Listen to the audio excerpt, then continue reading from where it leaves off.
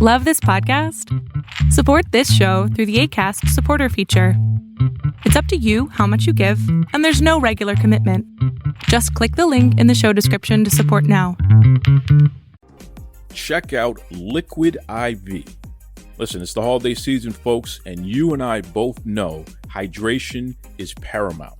Okay, if you want to get through the shopping, if you want to get through visiting the family and friends, the sports and live events, come on. Got to make sure you stay hydrated, and there's no better way that I know of than Liquid IV. Okay, packed with B vitamins and all your other essential vitamins and nutrients there. Tastes great.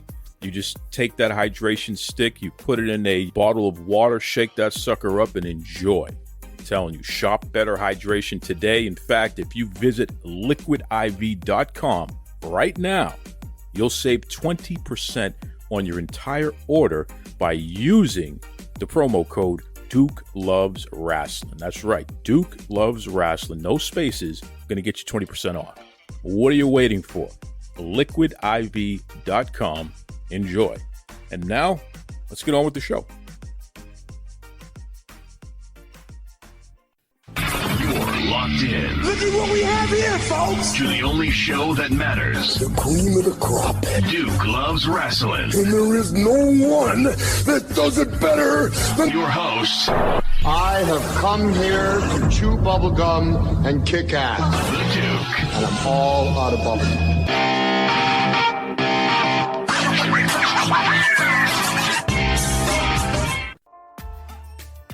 This is Michael L. Reyy, the last manager, and you're listening to Duke Loves Rasslin. The last manager himself, Michael L. Reyy. Welcome back to Duke Loves Rasslin podcast, brother. How you doing? What's going on, Duke? Happy belated holidays. Hey, same to you, man. In fact, how was the holiday? Because I know, you're from the Puerto Rican culture, man. So I'm sure you had a lot of great presents and great food and what have you, right? Man, this year was a little different. We did it a little light. A lot of us wasn't really in the holiday spirit. I know I'm based out of Ocala. So Saturday in Ocala, my niece and nephew was working at the Ocala Mall, and there was an active shooter in the mall. That gave us a scare of a lifetime, with both of them being trapped inside a mall. Thank God nothing happened. The Marion County Sheriff's Department and Ocala PD, they were able to handle the situation as quickly as possible. But it kind of killed the holiday mood for us. So, man, that is crazy, bro. So are they okay? Yeah, they're okay. You see, my nephew, even though he's been in Florida for the past, 3 to 4 years, he still has that hood instincts. So as soon as he heard the second shot, he ran straight to the walk-in cooler and just closed himself in there with 2 workers until he was notified to leave the building. That was the safest place for him. He wasn't sure what was going on. He just heard multiple shots. And, my niece was working at the sneaker store. She was able to get out on time. 4 people were hit. 1 person died. It was kind of, it killed the holiday mood because a lot of us, we were in the spirit, and then it was more of a, how could this happen in our town type business.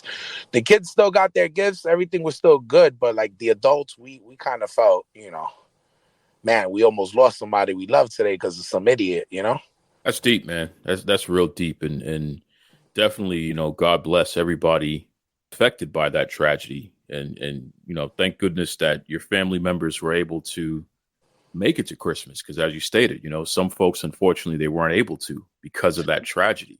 Yeah. The sad part is, I know you're from the Northeast. I'm from the Northeast too. Back in July last year, Governor DeSantis changed the law down here, and he made it legal for you to carry a gun without a concealed weapons permit. So there's been more shootings than ever now. There's been more activity with gun violence now that this law has been passed. So, yeah, it was a good law to pass because you need to protect yourself. But now people out here are just shooting for no reason. I think it was about 2-3 weeks ago. You could look it up also. There was a Marion County officer who got shot right in front of the club, right up the road from my house where I usually do like some boxing events and stuff.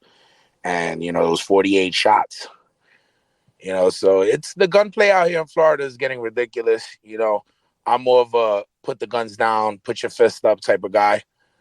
But Well, I mean, yeah. you remember how it was. I know here in Boston it was crazy, but in New York it was even worse. You remember how it was in the 80s and early 90s, bro.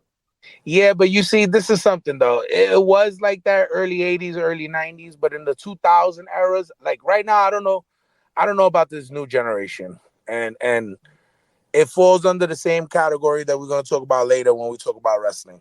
The new generation, anything past 2012 now, they're not fist fighting anymore. They're straight going to the gun. They don't know how to lose. In other words, back in the days, you lose a fight, you shake hands, you go about your business. Nowadays, these kids will rather shoot because they don't know how to fight. And the same thing with professional wrestling. When we talk about the Florida scene, you got a lot of guys that talk, reckless out their mouth. But, just like you interview August Artois, I heard the interview, something that he said there that a lot of these professional wrestlers don't know how to fight in real life. So they're just running their lip. And it's the same thing out here in Florida. A lot of people here don't know how to fight. This new generation don't know how to fight. So they quick to pick up a gun. I'm cool with the gun being used for safety, for hunting. But if you're going to put it out every 5 minutes to make a point, then you ain't no gangster to me. You just a punk. I agree. Well said, man. Well said. And listen, you brought him up, so I might as well touch upon that a little bit deeper. August Artois was on the show. That was a great interview. That was a great interview. I'd never even interacted with the dude before, and so that was literally our first conversation. And either he is just completely crazy in an interesting way, not even in a good or bad way, just in an interesting way. Like he's calling everybody out like that, or the dude is a hell of an actor, and I don't think he's a hell of an actor at all. I think that he's not. Listen, he's not acting. I know the guy. I've never been able to work on a show with him, but I've met him, through shows that I show up on. That's generally how he is. He really has only been in the industry for three to 4 years. And what he has done in 3 to 4 years makes all these guys, like he said, you got veterans 10, 12 years upset at him.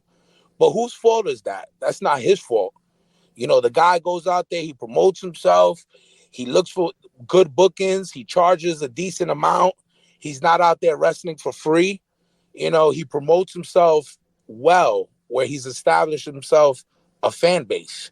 Last year they had him on the list of Florida, top 100 list. He should have been ranked top 5 because almost every promotion he goes to, there's fans that gravitate towards him and follow him. So it's like a lot of these young kids, yeah, they wrestle, yeah, they think they have a fan base, but they really don't. They really fucking don't. They're just lucky to be on a large portion of shows. So all that stuff gets to their head. But a guy like August, I know for a fact he doesn't give two shits about any of those guys. He don't give two fucks about Generation Championship Wrestling. He don't give a fuck about none of that. This is the same guy who was supposed to be on AEW Dark. He had a booking the same day at AEW Dark, and he's like, I don't do rebooks. I don't cancel bookings. So you guys got to choose another date or I'm not going. And we're head-to-head with Mark Henry on the internet. So he got blackballed for that too, right? I mean, man, listen, man. Some people say you get blackballed, and some people say, is blackballing a real thing? Being blackballed in the industry is a real thing to a certain extent. I'm blackballed on all the Spanish promotions and kissing me. They won't fucking book me for nothing. But is it because of me? No, it's because one of those dudes that's on the flyer there for GCW, he likes to control the market for Puerto Rican wrestlers. So it's like if he's not getting a cut, you can't be on the show. So if you disagree or say anything he doesn't like, you automatically get blackballed. But that doesn't stop me from progressing, That doesn't stop me from taking other bookings. One of the things I did wanted to tell you was I want to shine some light on something that you do sometimes on your show that I don't agree with. So I know sometimes you talk about Jeremy Gomez when you have guests on, you like to say, "Oh, it's a mess down there in Florida." it's not really a mess. We don't really have a mess down here. The clout that Jeremy Gomez got, he got off of this show. Before this show, he was a nobody. After this show, he's still going to remain a nobody.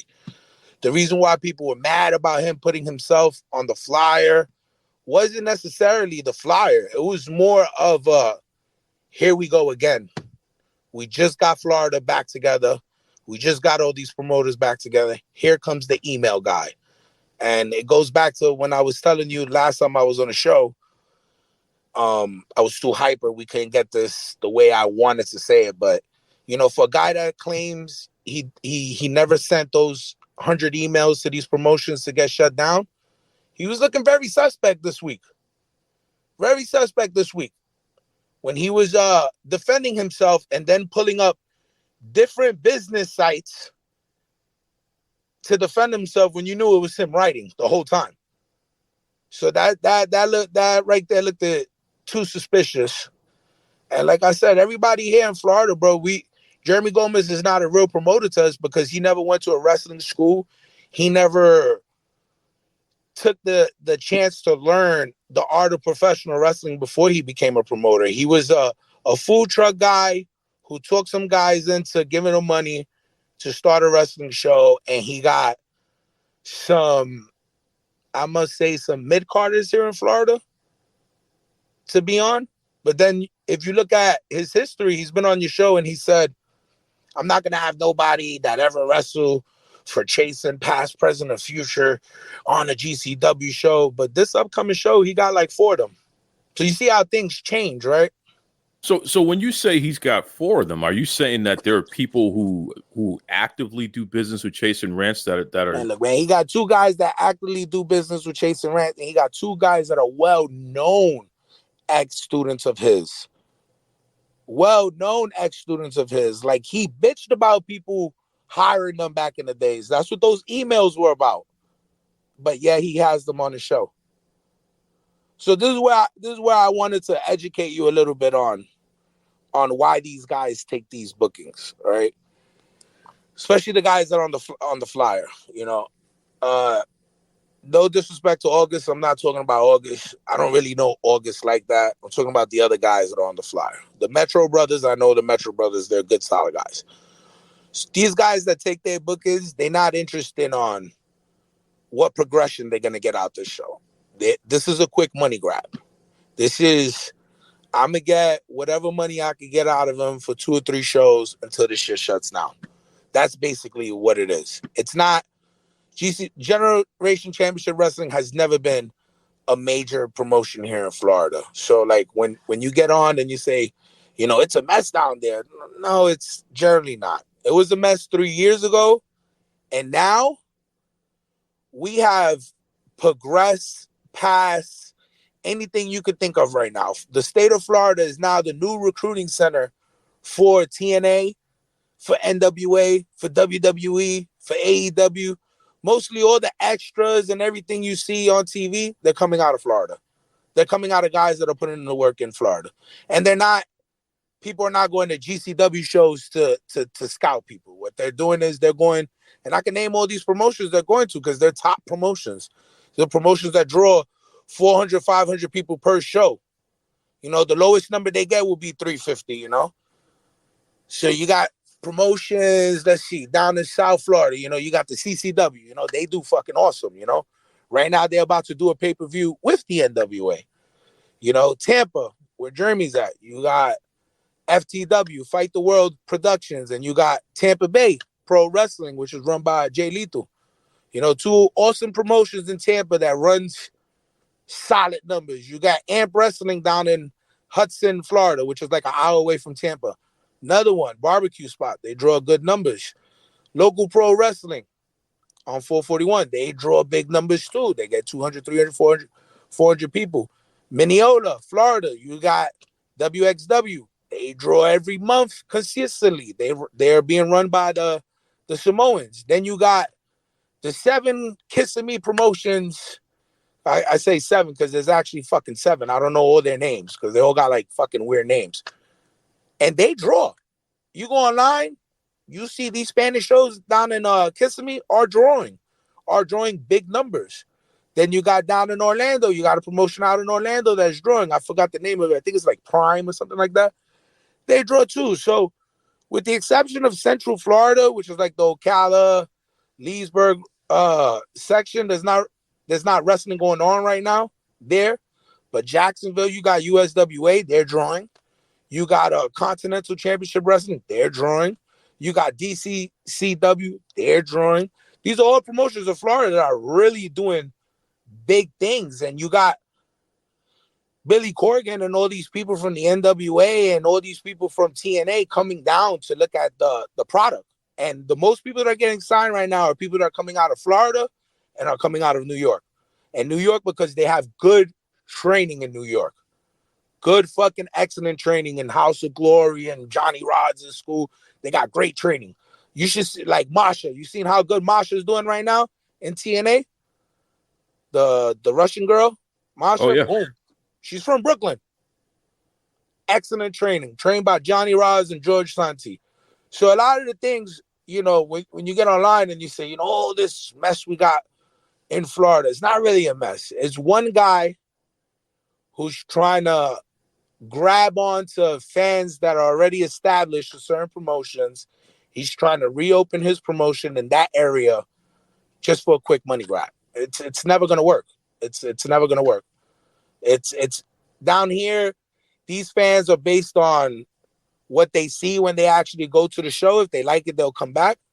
But they're not. How do I say? Flyers out here don't fucking do a damn thing. I'm telling you right now. So you put anybody on a fucking flyer, they're not doing nothing. It's names and location. That's how Florida's being built right now. If you got a good spot in a good area, you'll draw. If you don't, you're not gonna draw.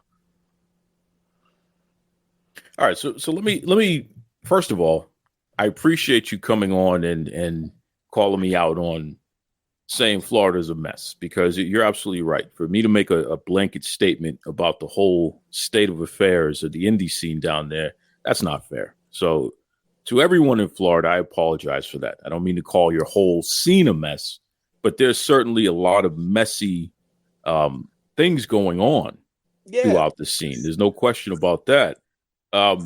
As far as who's sending the emails, because you brought that up the last time, and I got a tremendous response about that the last time. A lot of people are saying that it's actually Chase and Rance himself sending those emails. Okay, so...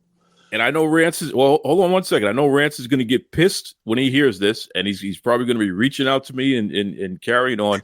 I'm just letting everybody know there's a lot of folks saying that it's Rance himself sending the emails telling people that people are in business with him in order to get them shut down. If that's not true, anyone out there can prove it wrong, but I just want to make sure that I put that on the record as well there, Mike. So there was 8 promoters here that got those emails, right? Jeremy Gomez was the only one, okay?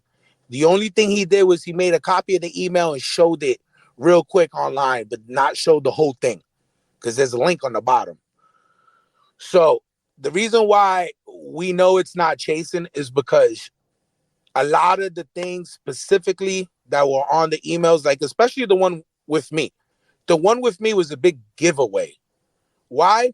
Because I just finished arguing with Bozo McGee 2 weeks prior to the emails. I just finished arguing with him online about some stupid shit he posted. And then everybody started assuming, okay, the people that work for him started assuming that I was just a drug dealer. So when the letter came out, it said narcotics trafficker, Michael L. Reyy. That there's only one person that ever accused me of being a drug dealer out here, and that's been Jeremy Gomez. He's the only one that accuses me of being a drug addict. I'm 250 pounds, and you know the guy, you know, he'll be like, "Oh, you're a fucking meth head. You read it online. You're a meth head." You know. Meanwhile, if you look at me, I'm 250 pounds. I'm very healthy. I have a great fucking job. I've been working all my life. I don't understand where this meth and all this other shit come from, because I'm a New York guy, bro. We don't do that. we don't do that junky shit. You feel me? We don't do none of that meth bullshit, none of that shit. We don't do none of that. So we always have, me and all these other promoters always suspected Jeremy, because the promotions that got the emails were all promotions that legitimately had beef with him. Like promoters that would step up to him and tell him, yo, go to fucking school, learn something. Go to a wrestling school, learn something. We got the emails. So it's like, if it was Chasen, at the end of the day, bro, I'm not a Chasen fan anyway. I could give two shits, bro. You know what I mean? If I see Chasen, bro, I guarantee you I'm more likely to smack him before one of these other dudes do. But I'm telling you, 3 years ago, we were all suspected it was him. Then once we all said it was him, he went on your show and he was like, "Oh, I'm closing GCW and I'm doing this. I make $140,000 a year and all this stuff he said on your show." But he couldn't pay Stunt Marshall $150 that worked with him. So it's like all this stuff accumulated after the show that just made him look more and more and more suspect. And then when he came out this year with his big comeback, and you saw that people were attacking him online, what was he doing that made him more suspect? He started pulling out all these business chats to jump on, like Big Soap Enterprise and Generation Entertainment and all this other shit. Bro, those are all fake fucking Facebook companies he got. He probably got like 10 different fucking Facebook companies. The guy was never what he said he was. Yeah, he may not. That whole Generation Entertainment suspending him, that's all fucking cap, bro. That's all fucking cap. 3 years ago, I got in trouble for making fun of a fucking referee that I didn't know was 15 years old. And a lot of people told me to go online and say that OCW has released me of my managerial and ownership duties. And I was like, why the fuck would I do that? I run this bitch. I'm just going to apologize to the kid. You feel me? So that's why I don't believe nothing. Anything that comes out of his mouth, bro, is all, I don't believe shit that comes out of his mouth. Well, here's the challenge that I have with that. If that's not true, then the people working for him don't know that. And would they care? Would they actually care? Let me tell you something about the people that work with him. They all work. They all got jobs. They all work 40 hours a week, 50 hours a week. Some of them work 6 days a week. Some of them don't wrestle nowhere else. They're going to continue to work for him as long as he pays them more than what they get at the other promotions. So in other words, if I get $25 in Ocala and Jamie's going to give me $75, that is my boy. That is my man. I'm wrestling for him all day. I'm going to go head to head with everybody that writes about him. So I'm getting an extra $75 on a Saturday instead of working. That's how this new generation really think. They don't really got honor. They don't really got none of that shit. Integrity, none of that. A couple months ago, remember I sent you something about chasing with the 15-year-old girl? Yeah. All right. A couple months ago, I sent you that, right? And you said, wow, I think you wrote to me. I got to look for the comments. I think you wrote something like, and people are allowing this? And I think I told you, yeah, it's funny because her father is one of the trainers. These kids don't care about anything. I spoke to a wrestler personally and told him, yo, the school you go to, that dude's a registered sex offender. My daughter's at home. I ain't worrying about where he put his dick. All right, then. Wow. You do what you do. But that's the mentality down here. What you got to understand is most of these dudes don't want to pay. Chase and let these kids in for $20, $30 a month. So they're going to go over there and use the ring. And then what they're going to tell you is when you ask them, they're going to be like, well, I don't hang out with him outside of here. I don't do. But it's still the same shit. It's still wrong. So they don't have no honor. They don't have no respect. They don't have, because they're not in real schools. When you go to a real school, you get taught all that. You get taught what's right and what's wrong. Now, here's the thing, Duke. Do you think anybody from Johnny Rod's school, and I hate to say his name, but that's the strongest school I could think of in New York. Do you think anybody from Johnny Rod's school is going to come down here in Florida and wrestle for Chase and Rance? I can't see that happening. Never. Why? Because the first thing they're taught in Johnny Rod's school is the honor system. Do you think anybody from Johnny Rod's school is going to call a promoter and say, don't book that guy? No, that's not what they're taught. But down here in Florida, you don't have, you remember you had Loki on your show? Yep. Remember he said some of the guys in Florida don't train until the day they have to wrestle? Yep. They have that out here because you got 400 fucking wrestlers living in the state. So it's easy for somebody to come up with a ring and just pay all the guys that nobody don't use, for $20 and just get something going and tell everybody, I'm a wrestler now. I'm a manager now. That's another subject too. The fucking manager shit is another thing fucking pissing me off in the industry. Because I work hard. And it seems like everybody want to fucking put their girlfriend in the ring or get some dude that's sponsoring the show and turn around and say they're a fucking manager. When guys like Bobby Heenan and Jimmy Hart and Bill Alfonso and Gary Hart, they all pay the waves for that word fucking manager. And this generation, they got no respect. No respect. Do I think the show's still going to happen in February? Fuck yeah. It's in a festival. He's going to put that ring in the middle of there. He's going to parade and all that. Bro, it's all cap. At the end of the day, it's all cap.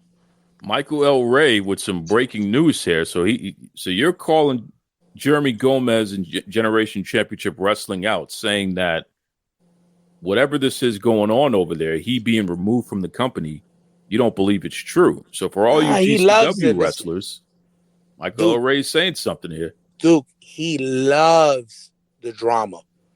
If he didn't love the drama, why would he be replying so much to everybody that says something? He got to reply.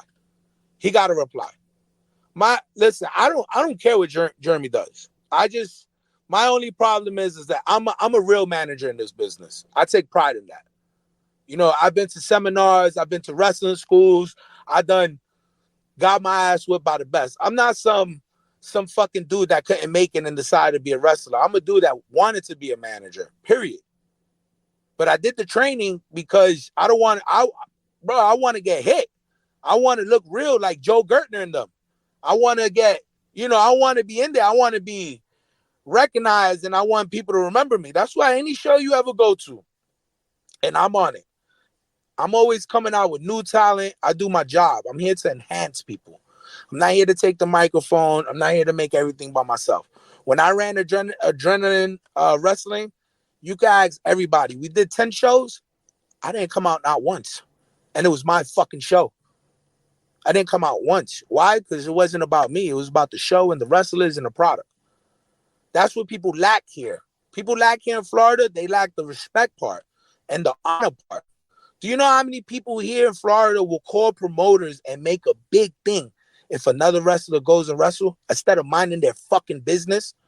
But 2 weeks ago, those same individuals, when CM Punk made his debut in WWE and said that line, I'm only here to make money. I'm only here to make money, not friends. Those same people up on Instagram and everything, fucking reposting that shit.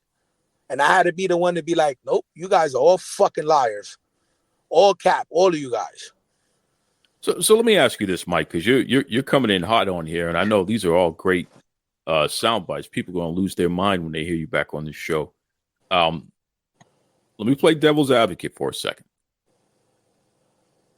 If Gomez was fired from the company, now this guy, I don't know what his day job is. I don't know him like that, but he lost this wrestling thing. Based on the fact that he's able to generate so much interest, you see what he does. You see people talking about. The whole industry damn near is talking about this guy. Would you do business with him? Now, before you even finish, I'm going to cut you off. Does it bring people to his event? All the drama he does online, does it bring people to his event? This thing about having good heat and having bad heat. That's a good question. I thought he owned. Now, there's a question about that. So let's say he managed the biggest food truck rallies in the world, Guinness Book of World Records, what have you. As far as the wrestling shows, he always has it tied in. I'm going to tell you what Jeremy is. And anybody who's listening right now, I'm not going to say his name, but you guys all know who I'm talking about. It's a guy down in South Miami that swears he's an owner. I'm not even going to say the promotion, but most of us know who he is. I'm going to give him the name Skeletor. That's the name I'm going to give him because that's how he fucking looks. Now, Skeletor says he's the owner. Tells everybody, come here, come there. We all know who's the owner. But the reason why that promotion lets him get away with all this stuff, saying he's the owner, he's this, he's that, It's because the real owner doesn't have time to go to these venues and look for venues and book and all that. The real owner owns a tile company, and he's more focused on his day-to-day operations because his tile company is in 5 different states. So he's not really trying to fucking fuck with wrestling and all the crying and all the shit that these people do. So he got this one individual to take on that. And believe it or not, that's 70% of fucking booking wrestling is dealing with the crybabies. So you got the one guy dealing with the crybabies. He's fucking good at it. And then, when the show starts, he gets a little spy. He thinks he's one of the boys. But everybody knows he's not one of the boys. It's just like Jeremy. Jeremy's very fucking good at what he does for Generation Entertainment. He's good. He'll go out there. He'll fucking look for food trucks because he doesn't have nothing else to do. So he'll go look for food trucks. He'll go look for this. He'll go look for that. And he'll get all these people to come. But that's for food. That's not for wrestling. Whenever he's gotten a venue for wrestling, he's never done well. Actually, he started the trend out here where you push all your fans in front of the hard camera so it could look like you got fans. But in reality, if you push the hard camera back, the fucking building's empty. So these guys, they're not real promoters. They're not real, they don't fucking draw like they supposed to. I went to a show the other day, the NWA show. It's like people talking crap. Oh, when the old NWA was in this building, there was 4,000 people here. Well, you know what? The old NWA had fucking Ric Flair and Dusty Rhodes. This NWA don't. And they were able to get 1,500 Floridians to pack that house. Could there have been more? Of course there could have been more. But 1,500 people showed up. That's a fucking win for me. Would you do business with the guy? Depends on what the business is. The part of the reason why I really don't do business with him is because I can't respect anybody that don't call you on your phone and talk to you. Man to man. And I can't respect anybody that invites people to fight them but calls the cops when they get there. Don't invite me to fight you and then call the cops when I get there. That's one of the problems I got with 2 individuals that's on this flyer. They wanted to squash a beef we had. I went to go meet up with them. Those motherfuckers had me in front of a precinct. And still, after we made peace and we shook hands and we left, about 3 hours later, they were telling all the Puerto Ricans, oh, yeah, we almost had to smack them. Like, that conversation didn't go like that. So doing business with Jeremy, the only business I would do for him is if he really needs a high-paid wrestler to go to his show and he can't get the number or something. That's the only thing I would do. I never hold that on anybody. If I'm connected to somebody and you need to get a hold of that person, I don't stay with the number or ask you to put me on your show if you get this guy on. I don't do that. That's fucking dumb.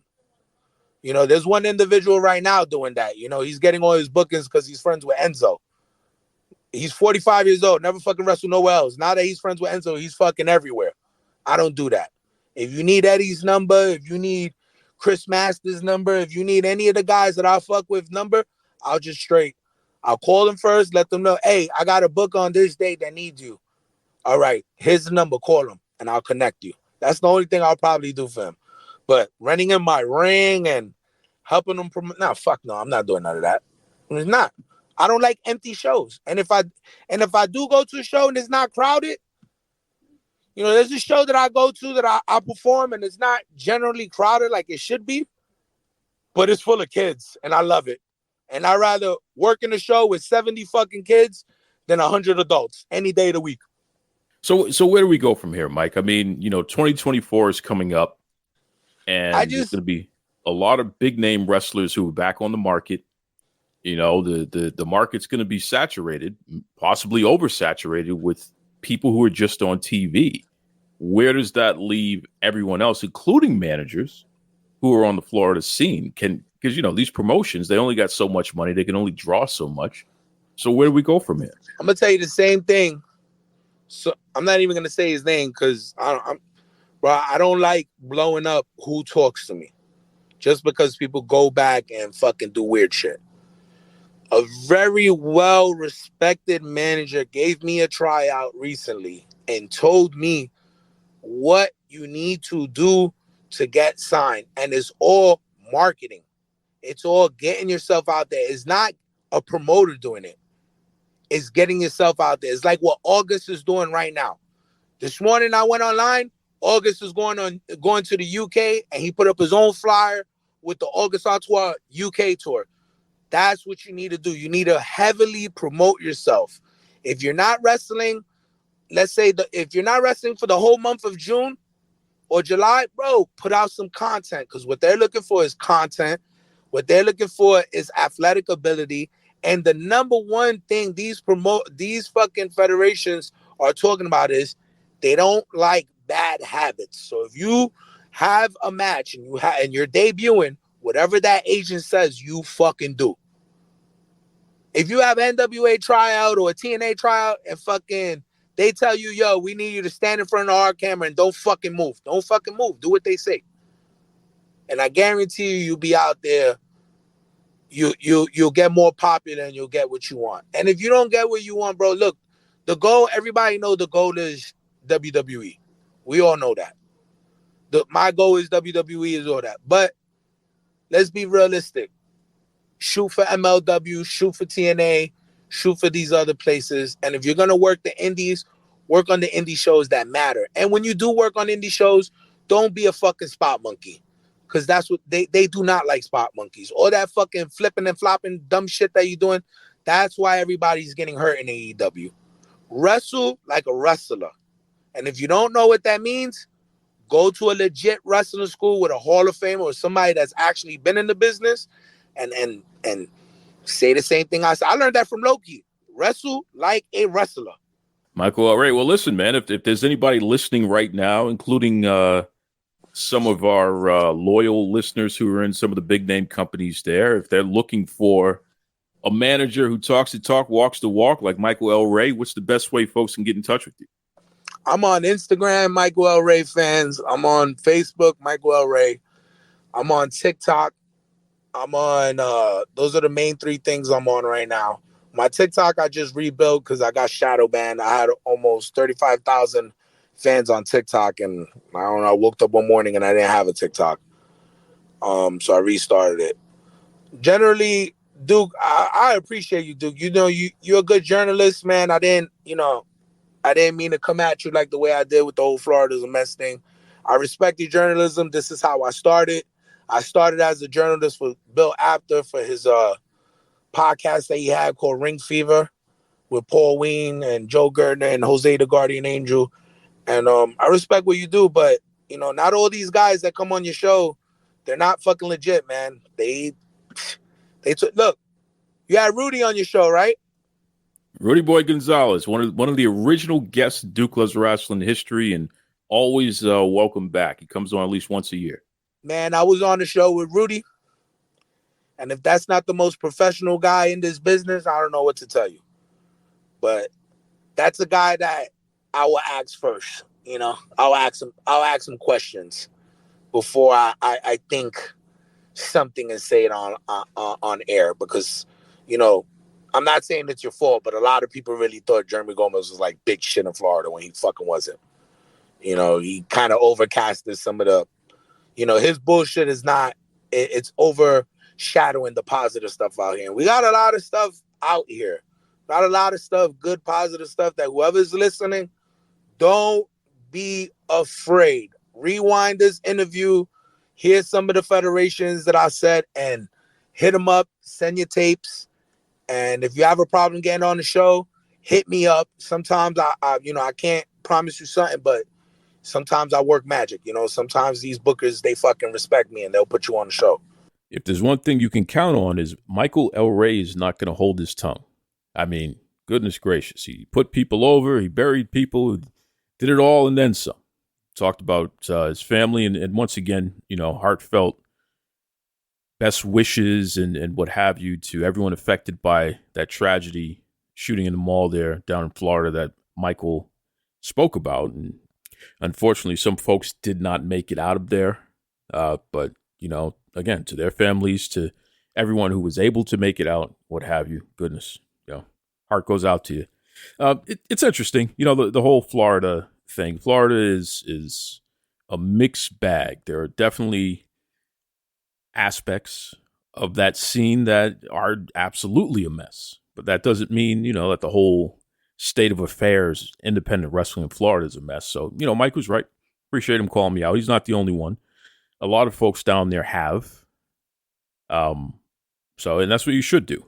No one is above being redirected or questioned or challenged on what they say, and I'm not generally a blanket statement guy, but when everything that you're hearing in the moment is about one specific area, and there's just so many people with crazy story after crazy story, then it's easy to get wrapped up in that sensationalism. But no, good point. Good point. It's not all Florida.